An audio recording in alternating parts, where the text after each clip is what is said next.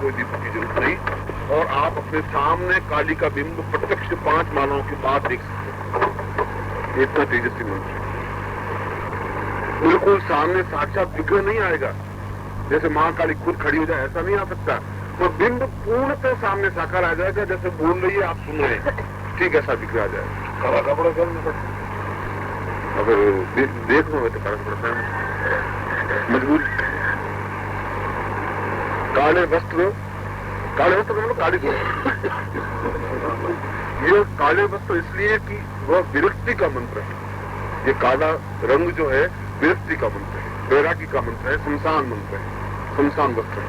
इसलिए काला आसन, काली धोती, दक्षिण की ओर मुंह, सरपस्तियों की माला। माला गुरु माला आवश्यक है, माला जिसकी माला नहीं चलेगी बोली दूसरी माला चलेगी नहीं।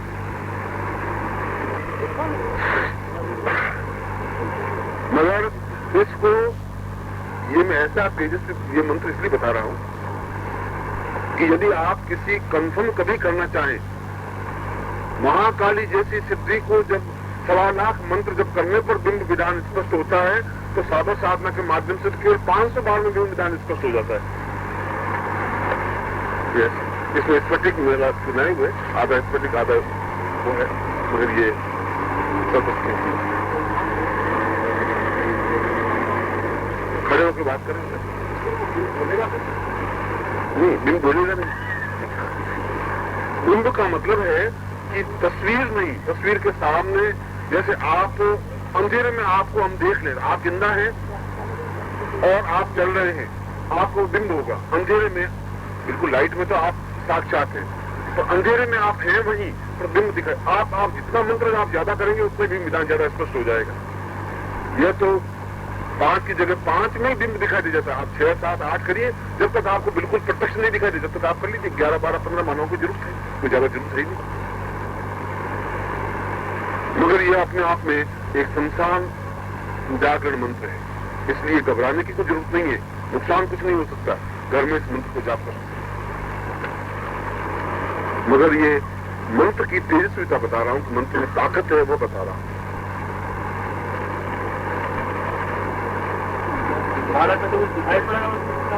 बिल्कुल दिखाई दे, बिंब बिना बिल्कुल महाकाली सामने प्रत्यक्ष,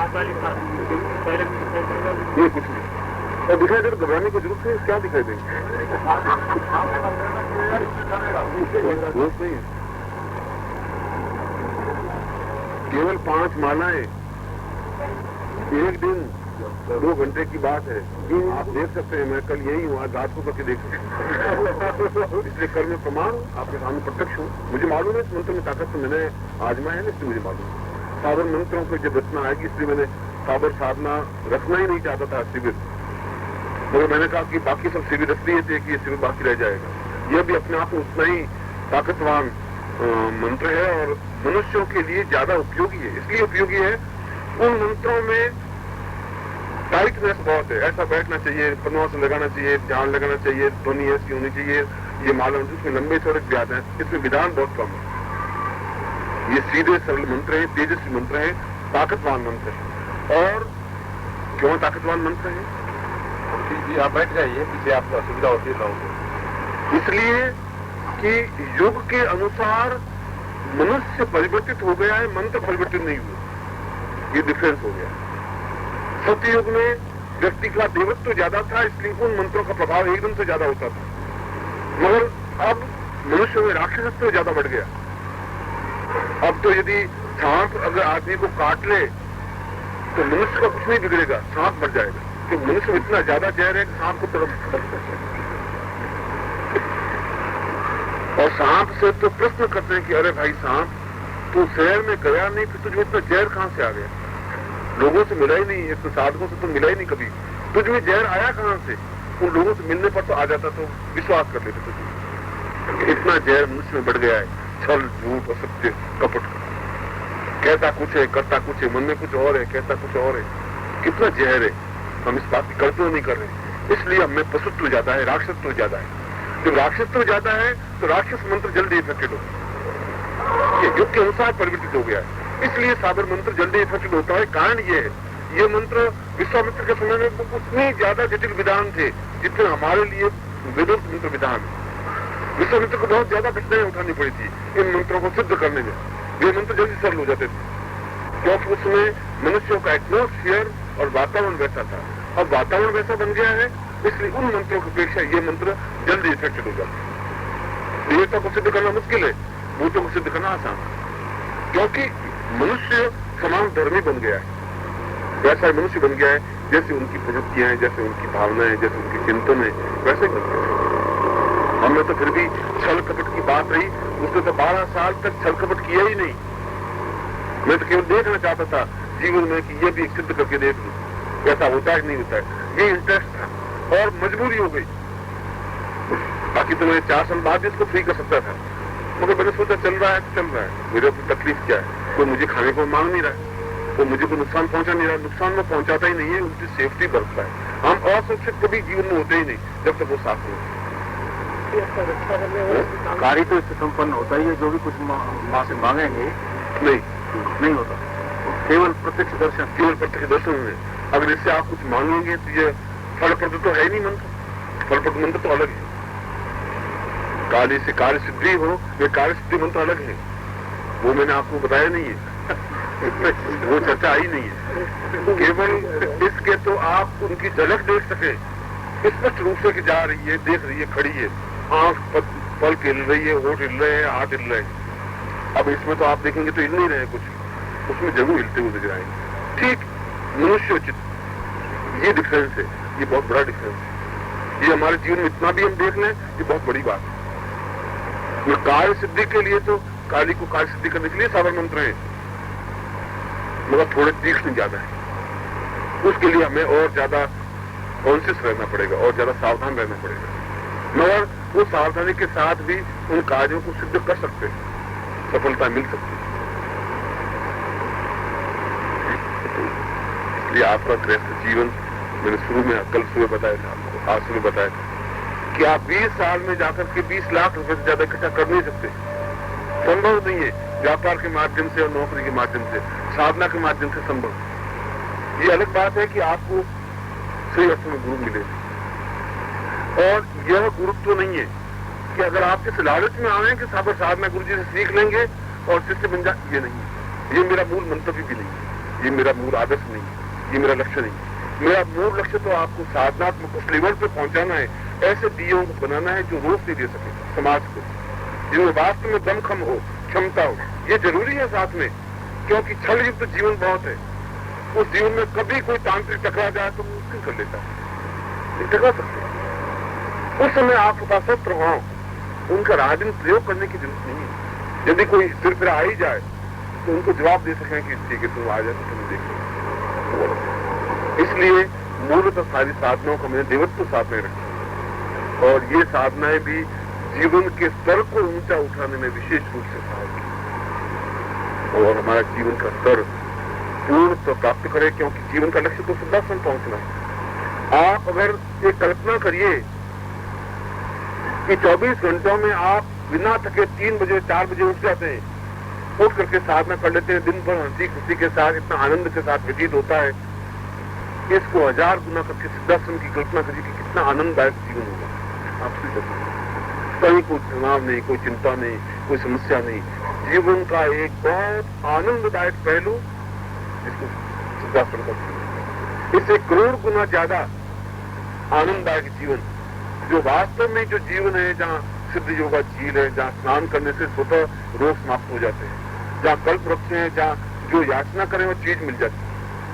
यहाँ बैठे शायद आपको इस पर ऐसी घटना, ऐसा कैसे हो सकता है, मतलब उस जीवन को तो देखा जा सकता है, देखा है, गृहस्थ शिष्यों ने देखा है, सन्यासी शिष्यों ने देखा है, मगर सब कुछ आपके सामने है, ये आपके हाथ में है कि आप उनमें से कितना कुछ प्राप्त कर सकते। अन्यथा ये समय तो बीत रहा है, ये मेरा जीवन और आपका जीवन तो बीत ही रहा है। कुछ महीने, 4-6 महीने, 8 महीने, 10 महीने, 2 महीने बाकी रहे, बाकी कोई आपको टपोरेगा नहीं, कोई आवाज नहीं देगा, इस प्रकार से हंसाएगा नहीं, इस प्रकार से खिलखिलाएगा नहीं, इस प्रकार से अपरोक्त नहीं देगा, सीने से कोई लगाएगा नहीं। ये मैं आपको विश्वास दिलाता हूँ, ऐसा गुरु आपको मिलेगा नहीं जो आपके हमारे बीच को धड़कन वाला हो, जो हमारे बीच का ही कोई हो वो भगवे वस्त्र पहने हुए बहुत ऊंचा तो बन सकता है, उस हिमालय से कोई आनंद नहीं आएगा। उसके अपेक्षित गंगा हमारे लिए ज्यादा उपयुक्त है, जहाँ स्नान तो कर सकते हैं, शीतल हो सकते हैं, और गंगा ज्यादा वैल्यूबल है। दूर से जो बिल्कुल सफेद तक दिखाई दे वो वैल्यूबल चीज नहीं है। वो गुरु क्या काम का, जो बहुत दूर से बैठा बैठा बस आशीर्वाद देता है, उससे गुरु को क्या लाभ है? जो हमारा दुख दर्द समझ सके, हमारी समस्या समझ सके, हमारे बीच में खड़ा हो सके, हमें प्यार दे सके, स्नेह दे सके, अपनत्व दे सके, ऐसे आवाज देने वाला आपको मैं तो आपको आशीर्वाद देता हूँ, जिससे कि आप जीवन में सफलता प्राप्त कर सके। सिद्धार्थ दास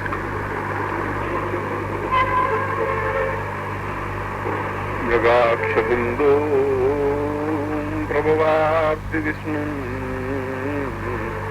सिद्धाश्रमोऽयं परमां मुनीन्द्रे आरार्तिकेयं सर्वार्थ सिद्धिं मां पाहि पाहि गुरुरार्थ पाहि। सिद्धाश्रम के समस्त ऋषियों, मुनियों, तपस्वियों, योगियों और साधकों की तरफ से,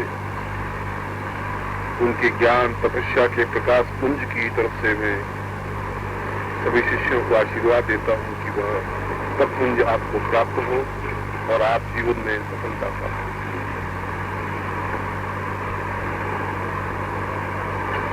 महाकाली साधना शिविर कई दृष्टियों से अनुकूल एवं आनंददायक रहा है। इसमें हमने महाकाली के स्वरूप विन्यास साधना पद्धति को किया है, क्रियात्मक पक्ष से भी, और अन्य विषयों को भी उसमें समझने का प्रयास किया है। मगर साधक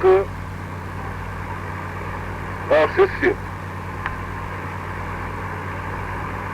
इन दोनों ही स्थितियों में धैर्य की बहुत अधिक आवश्यकता होती है, क्योंकि ये रास्ते, ये साधना पद्धति उतावली का या तुरंत कोई कार्य हो जाए ऐसी ये पद्धति नहीं है, ऐसा कोई रास्ता नहीं है। एक साधक ने मुझे आज सुबह पूछा कि हम इतने दिन से मंत्र जाप कर रहे हैं, महाकाली दक्षिण काली का मंत्र जाप, ये मंत्र जाप सही हो रहा है या सही नहीं हो रहा है, या इससे कुछ सिद्धि मिलेगी या नहीं मिलेगी, इसकी क्या कसौटी है, इसका क्या परिणाम है, कैसे हम अनुभव करें। और मैं सोचता हूं इस प्रश्न को मैंने इसलिए उठाया है, ये प्रश्न उसका ही नहीं है, आप सब लोगों का, मेरा सबका प्रश्न होगा कि क्या ये सब सही हो रहा है कि नहीं हो रहा है। किसी भी अन्य कार्यों में, मकान बनाने के कार्य में या आटा पीसने के कार्य में, रोटी बनाने के कार्य में, तो आप जितना कार्य करते जाते हैं उतनी ही परिमाण में आपको वस्तु दृष्टिगोचर होती रहती है। आप रोटी बनाएं, 4 रोटी बनाएंगे तो पहले 4 रोटी सिकी हुई दिखेगी, फिर 5वीं दिखेगी, फिर 6वीं दिखेगी, जितना करते रहेंगे उतनी दिखती रहेगी। मकान बनाएंगे तो आपने 4 ईंटें रखी तो दिखेगी, फिर 5वीं ईंट रखेंगे तो थोड़ी दीवार और ऊंची ऊंची दिखी देगी, 6वीं, 7वीं, 8वीं। मगर साधना पद्धति शून्य से पूर्ण के बीच की किसी स्टेज को हम देख नहीं सकते। साधना में ऐसा बैरोमीटर नहीं लगा है कि आपने 2 नाम मंत्र जाप किए तो उसका दिखाई दे, फिर आपने 2 मालाएं की तो 2 मालाएं दिखाई दे, ऐसा संभव नहीं है। इसलिए कि यदि आप एक स्टोव पर पानी गर्म रख दें, पानी गर्म करने के लिए, और पानी 100 फ़ारेनहाइट पर गर्म होता है, उबलने लगता है। पानी का जो उबलना है वो तब हो पाता है जब पूरे 100 फ़ारेनहाइट पर आंच उसको मिले, पानी को। यदि उसको शुरू में जब आंच लगाते हैं तो 20 फ़ारेनहाइट आंच मिलती है तो पानी उबलता नहीं, 25 होती है तब भी उबलता नहीं। जबकि हम देखने के इस प्रकार से अभ्यस्त हैं कि पहले 25 जितना उबलते दिखाई दे, अगर 25 फॉरनाइट गर्म किया तो उतना दिखना चाहिए, इतना उबलना चाहिए, ऐसा नहीं होता। 99.9 तक अगर फॉरनाइट पहुंचती तभी पानी उबलता नहीं है, क्योंकि विज्ञान का तो नियम है कि पूरा 100% 100 पॉइंट पहुंचेगा तभी उबलेगा, नहीं उबलेगा। 0.01% से पहले नहीं उबलेगा, उसके बाद तुरंत उबलेगा। ये साइंस का एक विज्ञान का नियम है कि जिस बिंदु तक गर्मी पहुंचेगी उस बिंदु तक पहुंचने पर ही वह पानी उबलता हुआ दिखाई देगा। उसके एक पॉइंट नीचे भी, नीचे तक, अब उसके बाद 2 मिनट का डिफरेंस है सिर्फ, मगर फिर भी वो पानी उबलता हुआ दिखाई नहीं देगा। साधना पद्धति का भी यही है। एक निश्चित समय, एक निश्चित स्थिति तक मंत्र जाप कंप्लीट होने पर या साधना होने पर ही या तो उसकी सिद्धि मिल जाएगी या प्रत्यक्ष दर्शन हो जाएंगे। उसके एक पॉइंट नीचे तक भी आप हैं तो कोई अनुभूति नहीं हो, जरूर नहीं है कि पानी उबलता हुआ दिखाई दे, जरूर नहीं दिखाई देता। ठीक वैसा ही पानी जैसा देगची में रखा था वैसा ही पानी शांत दिखाई देता है। कुछ उसमें ऊबड़ खाबड़ या उतावलापन या ऊंचा नीचापन या उतार चढ़ाव दिखाई देता ही नहीं। दिखाई तब देता है जब ठीक उस पॉइंट पर पहुंच जाता है। साधना में भी वैसी स्टेज। इसलिए पानी को उबालने वाले व्यक्ति को भी धैर्य चाहिए, और नीचे आंच लगाते ही एकदम से महसूस करने लग जाए कि उबला नहीं तो पानी उबाल नहीं सकता। और साधना में भी वैसी स्टेज। साधना में भी पानी तभी उबलेगा, साधना में भी स्टेज तभी मिलेगी, सिद्धि तभी मिल पाएगी जब आप एक निश्चित सीमा तक मंत्र जाप कर लेंगे। मगर इसके साथ ही साथ कुछ और स्थितियां जो मेरे अनुभव की है, ये तो शास्त्रोक्त कथन है, ये तो गार्गीय कथन है। गार्गी ने कहा है कि जिस प्रकार पानी एक निश्चित पॉइंट पर जाकर के, निश्चित बिंदु पर जाकर उबलता है, ठीक उसी प्रकार साधक को भी एक निश्चित स्थल तक मंत्र जाप करने पर प्रत्यक्ष दर्शन होते हैं। यह जो मैंने आपके वाक्य आपके सामने रखा या ये जो उदाहरण रखा, यह मेरा उदाहरण नहीं है, एक ऋषि का उदाहरण है। मगर मेरा अनुभव यह है कि साधना में कई प्रकार के दोष हमें जीवन में व्याप्त होते हैं। खास तौर से 3 प्रकार के दोष लगते ही हैं। एक तो अन्न दोष। यदि हम शुद्ध अन्न नहीं खाएं, शुद्ध घर का अन्न नहीं खाएं, दूषित अन्न हो, दूषित व्यक्ति की कमाई का अन्न हो, तब भी जीवन में अनुकूलता प्राप्त नहीं होती। एक तो साधक को अन्न का दोष जरूर लगता है, ये अन्न दोष है। दूसरा मुख दोष। यदि हम असत्य भाषण करते हैं तब भी साधना में विघ्न आता है, बाधाएं आती हैं, यह मुख दोष है।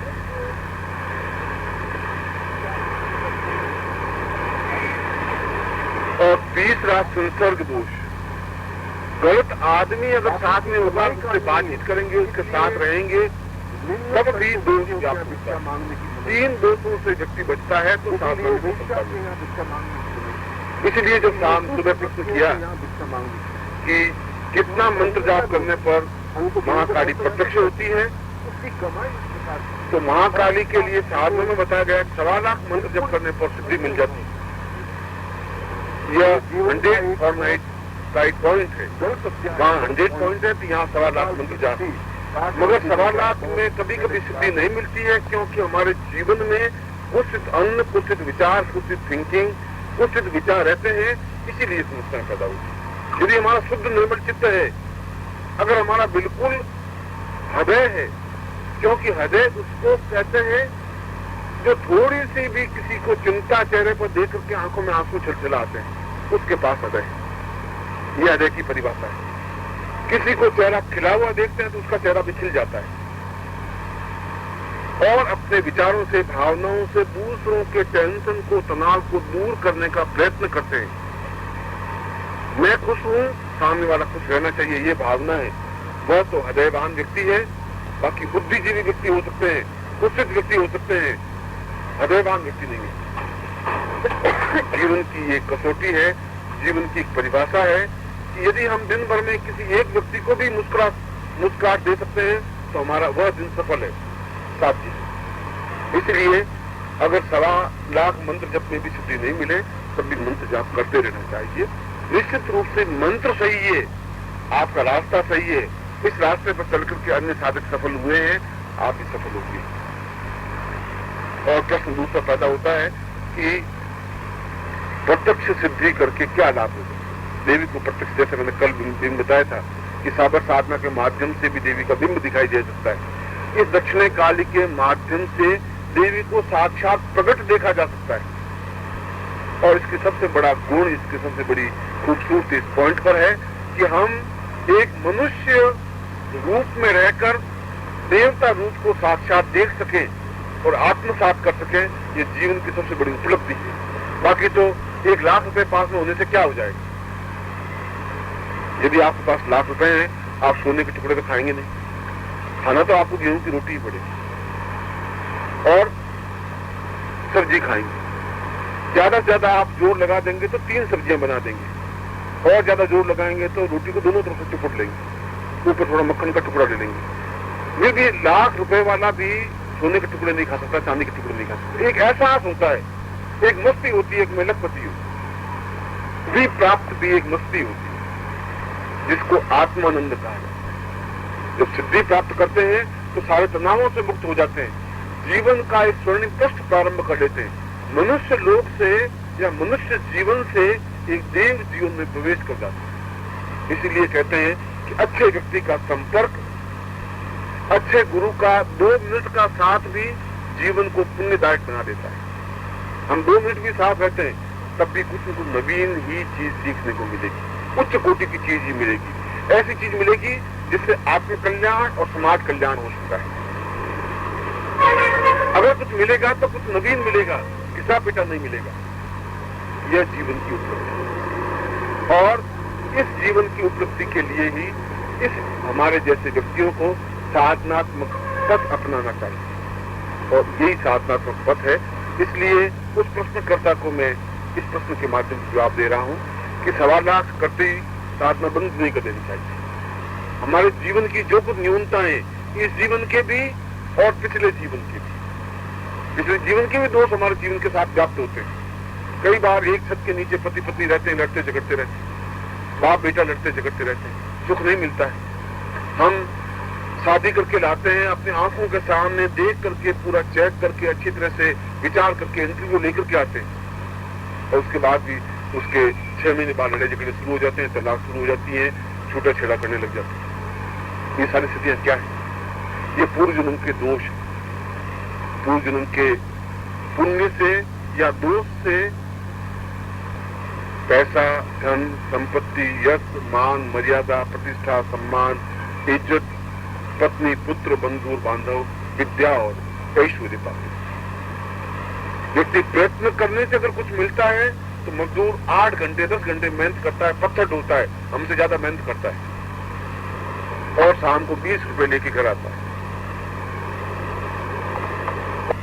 मेहनत से कुछ होता नहीं। भाग्यम फलति सर्वत्र, उसके साथ भाग्य और साधना का दूसरा अर्थ भाग्य है। संस्कृत में पाणिनि के व्याकरण में कहा है कि साधना का अर्थ भाग्य है। भाग्य कैसे बनाया जाए? साधना के माध्यम से बनाया जाए। साधना किसे कहते हैं? सिद्धि भक्ति साधना, सिद्धि के माध्यम से साधना मिलती है। सिद्धि किसे कहते हैं? जो सिद्ध, अपने आप को सिद्ध बना सके, धैर्य युक्त बना सके, और सिद्ध गुरु को, गुरु के माध्यम से सिद्ध, सिद्धि के माध्यम से सिद्धि, सिद्धि के माध्यम से साधना, साधना के माध्यम से। इसलिए जब मैं गुरु शब्द की व्याख्या करूं तो गुरु कोई व्यक्तिगत नाम नहीं है। ये मैं पिछली बार 1000 बार कह चुका हूं, मैं आपका गुरु हूं नहीं। गुरु मेरा शरीर नहीं हो सकता, मेरा ज्ञान गुरु जरूर है। मैं ज्ञान के माध्यम से आपको गाइड कर सकता हूं, जो मेरा अधिकार है। इतना भी अधिकार है कि मैं आपको कान पकड़ के भी समझा सकूंगी तुम्हारी गलती है, और अगर तुम गलती करोगे तो मैं रूठूंगा भी, नाराज भी होऊंगा, तुमसे बात नहीं भी करूंगा, उतना स्नेह अटैचमेंट नहीं भी रखूंगा, मगर यह भी सारा एक स्नेह के वशीभूत होकर यह भी तुम्हारे इतने ही होगा। उस बात को जिस दिन समझेंगे उस दिन महसूस करेंगे कि यह भी अपने आप में एक आवश्यक बिंदु है उस व्यक्ति का। यदि वह रूठता है उसके पीछे भी कोई कारण है, उस अटैचमेंट के कारण के।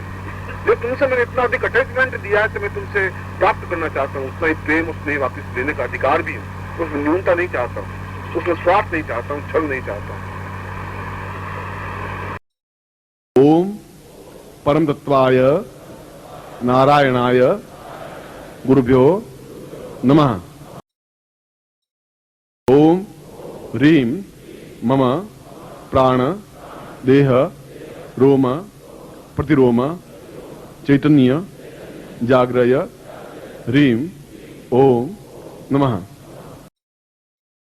ओम भूर्भुवः स्वः तत्सवितुर्वरेण्यं भर्गो देवस्य धीमहि धियो यो नः प्रचोदयात्।